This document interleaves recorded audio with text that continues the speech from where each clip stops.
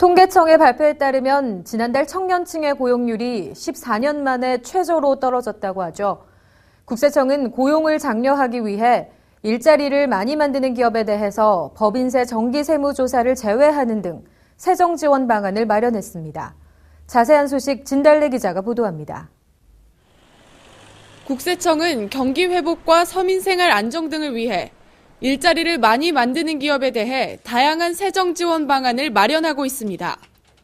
먼저 투자를 확대하거나 사업장을 신설하여 올해 상시 근로자를 지난해보다 일정 기준율 이상 고용하거나 고용할 계획이 있는 법인은 법인세 정기조사 대상에서 제외됩니다.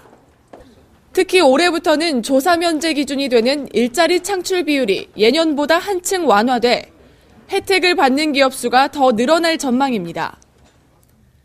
작년 법인세 조사 제외 대상은 2011년 사업연도 수입 금액이 5천억 원 이하 법인으로서 상시 근로자를 전년 대비 3에서 10% 이상 증가시킨 경우에 해당되었습니다.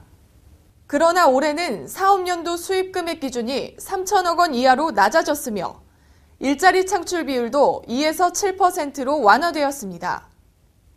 올해 일자리 창출 계획이 있는 법인은 고용 창출 계획서를 작성해 오는 4월 1일 또는 6월에 제출해야 하며 고용창출계획서는 국세청 인터넷 홈페이지에서 고용창출계획서 제출 시스템을 이용하거나 우편 또는 관할 세무서에 직접 방문하여 제출할 수 있습니다. 한편 고용노동부가 1월 17일 지정한 2012년 고용창출 100대 우수 기업은 별도의 신청 절차 없이 조사 제외 대상에 포함되며 고용창출계획서를 제출한 법인이 이를 이행하지 않을 경우 세무조사 대상에 추가됩니다. 또한 정부는 중소기업의 인력난과 청년 취업난 완화를 위해 고용증대 중소기업에 대한 사회보험료 세액공제를 신설했습니다. 중소기업이 고용을 늘려 사용자가 부담하는 사회보험료가 증가되는 경우 청년 근로자의 순증인원 보험료는 전액 공제되며 그 외에 순증인원 보험료는 50%를 세액공제 받을 수 있습니다. 또한 기업의 일자리 창출 노력을 세제 측면에서 지원하고자 지난해부터 임시투자 세액공제를 고용창출투자 세액공제로 전환하였습니다. 전년 대비 고용인원을 유지하는 기업에 대해 3에서 4%의 공제율을 보장하고 고용증가 인원당 1에서 2천만 원을 한도로 추가 공제를 적용합니다.